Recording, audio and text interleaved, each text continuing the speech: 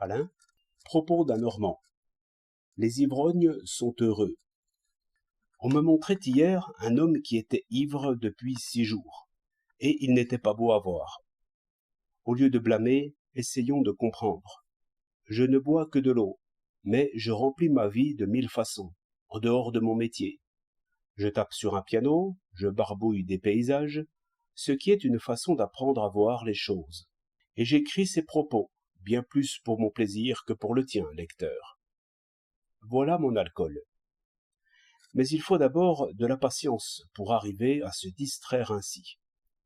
L'alcool du cabaret est tout versé. Le temps de lever le coude et l'on passe de l'ennui à la joie.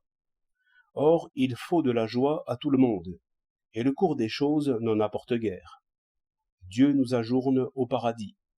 Seulement, il faudrait y croire. Bien peu y croient réellement. La plupart, dès qu'ils ont un peu de loisir, remâchent leurs soucis et leurs chagrins, leurs affections trompées, leurs petites maladies, et les jugements du voisin. Nous avons tous nos papillons noirs. Et il est sûr que l'alcool dissipe tout cela. Dès que l'on a un peu bu, tout s'explique, tout s'arrange, tout s'éclaire, comme la vallée entre deux averses.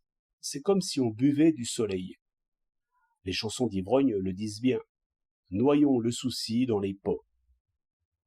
Je sais que cette joie forcée use le cœur, et que l'ivrogne retombe bientôt plus bas dans la tristesse, de même que le fumeur d'opium.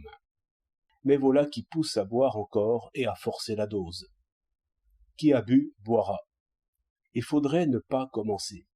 Mais qui croira, avant d'en avoir fait l'expérience, que l'on glisse si facilement du premier verre au second? C'est pourquoi les plus sages y sont pris.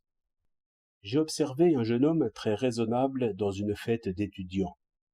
Il avala de bonne grâce un verre de punch, et ce premier verre le mit hors d'état de se défier du second, ce qui fit qu'à 3 heures du matin, il cherchait encore son lit et trouvait très amusant de se heurter au mur comme il me l'a raconté. Je ne vois qu'un remède, exercer sa pensée. Il y a un plaisir à critiquer tout, à se faire de toute chose une idée, au lieu d'imiter et de répéter, et, en bref, attirer les dieux par la barbe. Voir et comprendre, c'est le roi des plaisirs.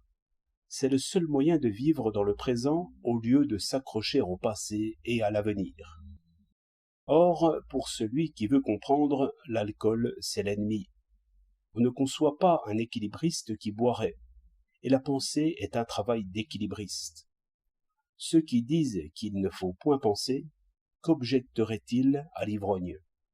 Ils raisonnent justement comme lui. Qu'importe la raison, dit le prêtre, pourvu que l'on soit heureux. 15 août 1908.